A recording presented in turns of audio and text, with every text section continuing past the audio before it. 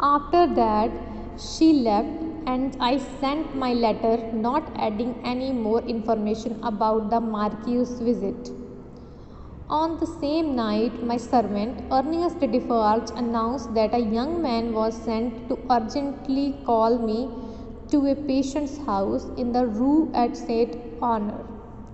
When I got into the waiting carriage, I was attacked and tied up. The two brothers appeared from a corner in the street and identified me.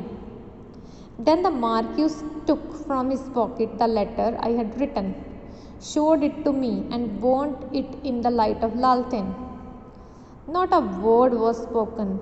I was brought here to my living grave.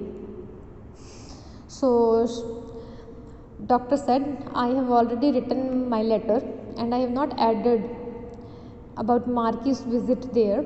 On the same night, my servant he told me that some young man came to take me to some patient's house.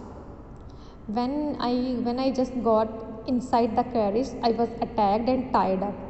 Then suddenly, two brothers, Marquis of Saint Evremond and his twin brother, they emerged at the scene, and they burnt the letter of Dr. Manette. And then they brought him to Bastille prison. If it pleases God, I pray that these two men will die a painful death, and that their whole race will be totally destroyed. I de-announce them to heaven and earth. So the doctor said, they have put me in the prison without any reason. I pray to God that these two men, Marquis and his twin brother, they both should die a painful death, and their whole race should be destroyed. They are not worthy to live in heaven or on earth. With this, the letter ends. When the reading was over, Mem Defarge was heard to say, let's see you save him now, doctor, let's see you. The tribunal voted against unanimously that the aristocrat Charles Marquis Saint Evremond, nephew of the murdering Marquis, should be taken to consecratory and be put to death within 24 hours.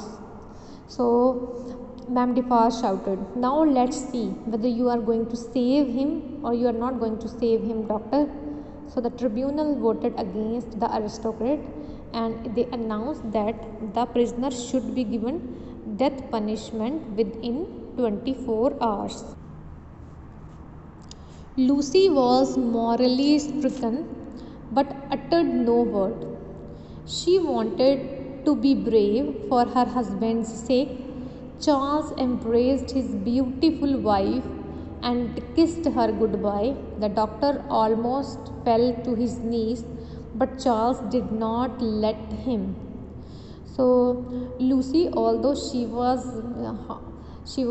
in a very bad condition, but she had not uttered even a single word regarding it, because she wanted to be brave in front of her husband and father's sake. Charles kissed Lucy and he said her goodbye. Doctor, he almost became unconscious and was about to fall down on the floor, but Charles saved him. No, no, I know now what you went through when you suspected my descent, and when you knew it. I know the natural antipathy you strove against for your daughter's sake. I thank you with my heart for your love and duty. Heaven be with you. Dr. Manette let out a shock and began tearing at his hair in madness. Charles was quickly drawn away by the guards, while Lucy stood smiling at him with a radiant look upon her face. As he left the courtroom, she turned to her father, laid her head lovingly at his breast, and clasped. Carton appeared immediately and took her to a waiting carriage. So Charles said to everyone that it is the fault of nobody, but Dr. Manette, he was behaving in a very, you can say, he was behaving in a mad manner. So the guards and the Charles, so the guards, they have taken them all them out, and Charles was also taken by the guards. Lucy was smiling and she was bidding goodbye to Charles. So after that, Carton immediately appeared on the scene. When they arrived at the doctor's house, little Lucy came up to Carton, who was holding his mother in his arms. So when they reached to their house, then suddenly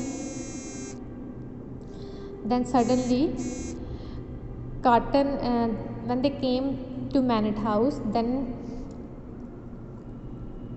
Carton also came there, and the little Lucy, she just ran towards Carton. Oh Carton, dear Carton, now that you have come, you will do something to help, won't you?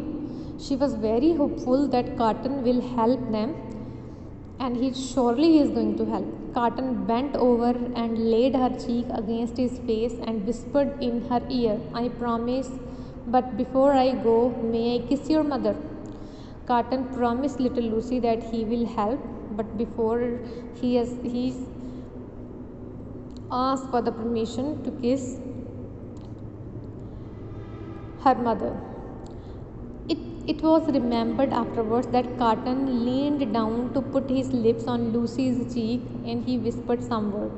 The child who heard them said many years later, when she was a white haired old woman, that the words he spoke were, a life you love.